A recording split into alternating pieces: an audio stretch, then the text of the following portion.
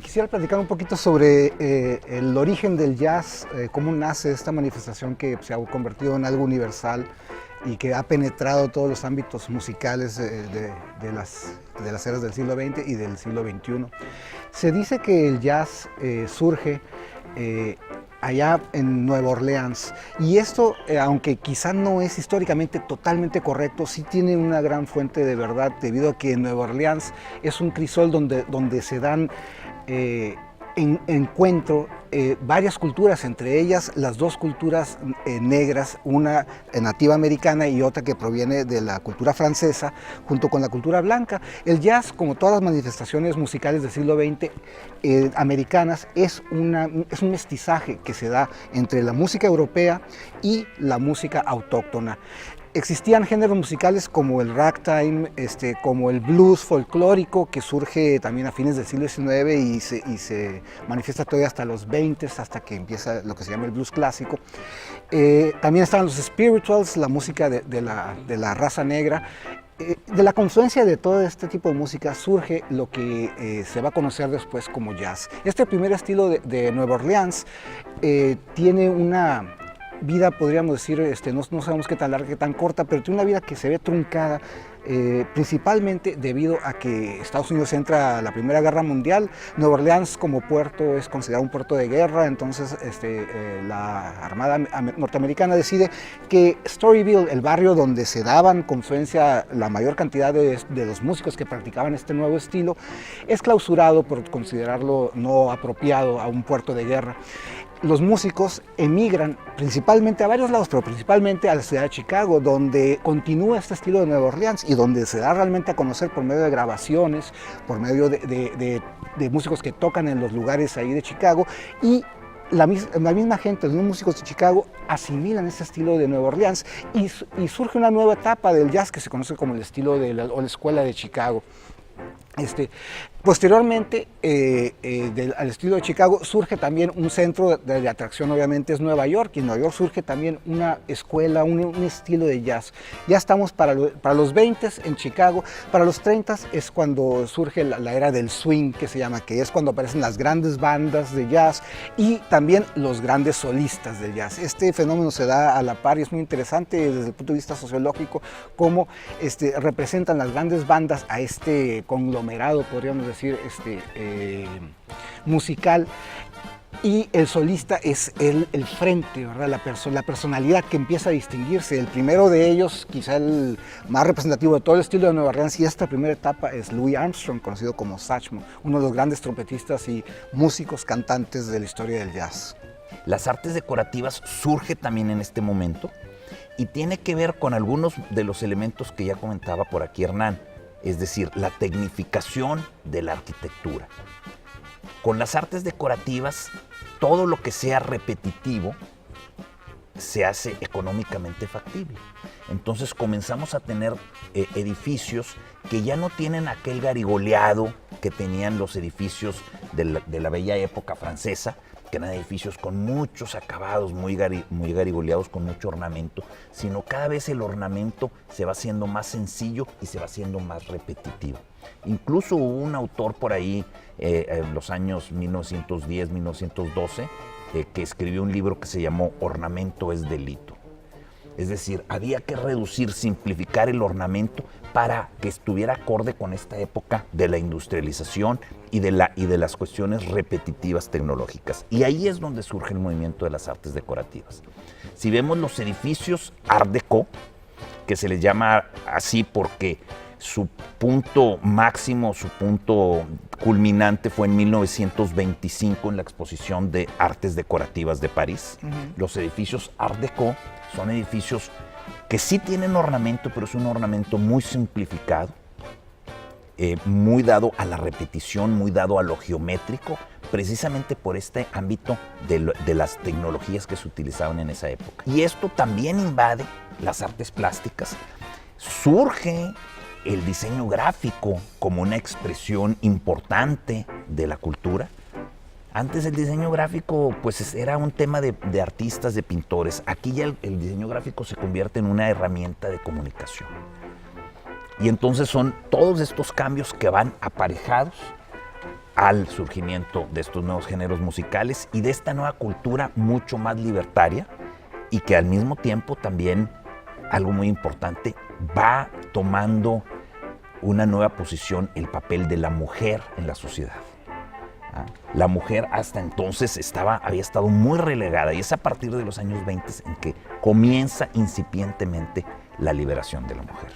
Sí, bueno, los años 20 son un periodo de esplendor para la literatura norteamericana. Y en esos años, en los 20, surge en Estados Unidos, en distintos puntos de Estados Unidos, una como generación de escritores que se va a conocer con el nombre famoso de la generación perdida, ¿no?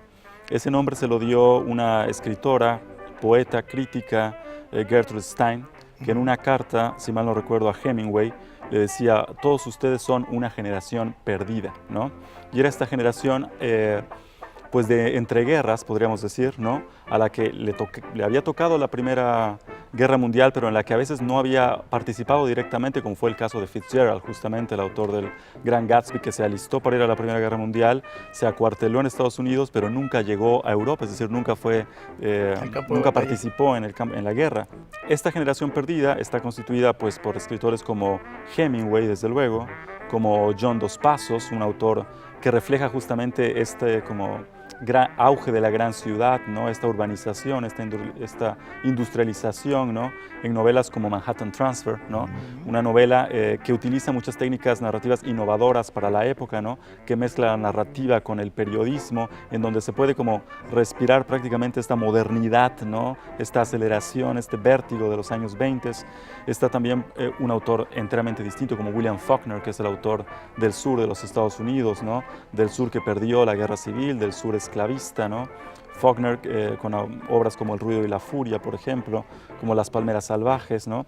Fitzgerald, que era un autor que nació en St. Paul, en Minnesota, y que tuvo una carrera y una vida realmente meteóricas, ¿no? Fitzgerald nació a finales del siglo XIX, en 1896, y murió muy joven, a los 44 años, ¿no? Pero nadie vivió con tanta intensidad los 20, nadie los encarnó mejor que él, ¿no? Representa también como una serie de valores o antivalores muy norteamericanos, podríamos decir. Fitzgerald estaba, como todo el mundo sabe, obsesionado por el dinero, ¿no? Obsesionado por la gloria, obsesionado por triunfar, por sobresalir de una manera u otra, ¿no? Y lo logró de manera muy temprana con una novela extraordinaria que es A este lado del paraíso, que salió en 1924, ¿no? Y en las novelas de Fitzgerald podemos realmente como ver todo este mundo de los 20 y todos estos personajes de los que ustedes estaban hablando ahora, ¿no? La música, por supuesto, estas mujeres liberadas que tenían un nombre específico, era la flapper, ¿no? Que se vestía justamente con vestidos mucho más cortos de lo habitual, que tenía cortes de cabello que parecían masculinos, ¿no? Que fumaban, que tenían una actitud mucho más abierta hacia la sexualidad, por ejemplo, ¿no? Que bebían, que se la pasaban en fiestas. Fitzgerald tiene un libro de cuentos que se llama justamente Flappers and Philosophers, ¿no? Un tipo femenino que aparece también en el cine, ¿no? Encarnado por personajes que representan un poco como a la femme fatale, ¿no? Hay una actriz de cine mudo muy famosa de la época como es Louise Brooks, ¿no? En donde aparece justamente este tipo de mujer. Y que aparece también en otras de las novelas de Fitzgerald, sin duda la más representativa y la que sintetiza toda esta época y la que se refleja evidentemente en la estética de este espectáculo, ¿no? En las canciones, en los peinados y demás, es El Gran Gatsby, ¿no? La gran novela norteamericana que refleja por un lado como la inocencia norteamericana, la aspiración al ideal, el romanticismo norteamericano, y por otro lado la frustración de esas expectativas, ¿no? El fracaso, la desilusión.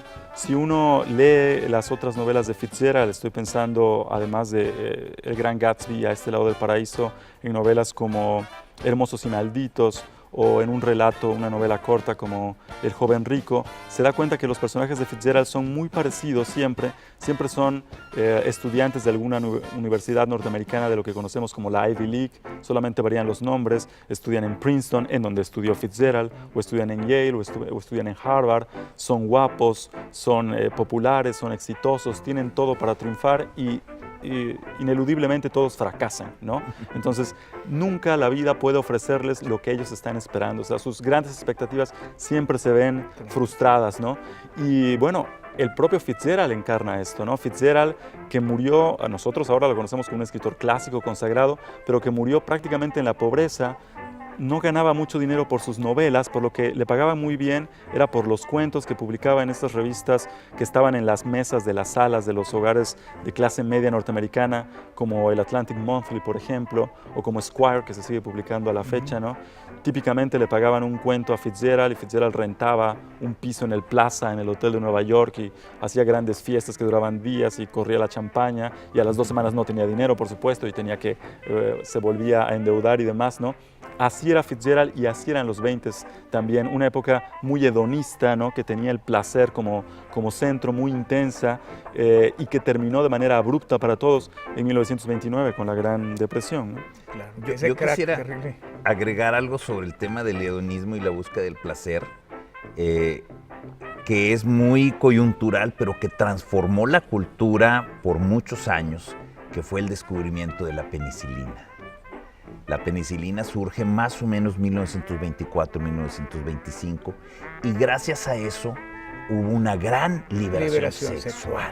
Por supuesto. Porque las enfermedades de transmisión sexual podían ser combatidas. Podías pescar una infección sin mayor problema. Y lo que después viene a rematar en los años 60 con la píldora, ¿verdad? Claro, viene, digamos, va avanzando, pero ahí se dio un cambio fuertísimo y hubo, la verdad, también un poco o un mucho de excesos en la época, ¿no? Porque la cultura, la mayoría de la población, digamos, de mayor edad, pues veía aquello como que el mundo se iba a acabar.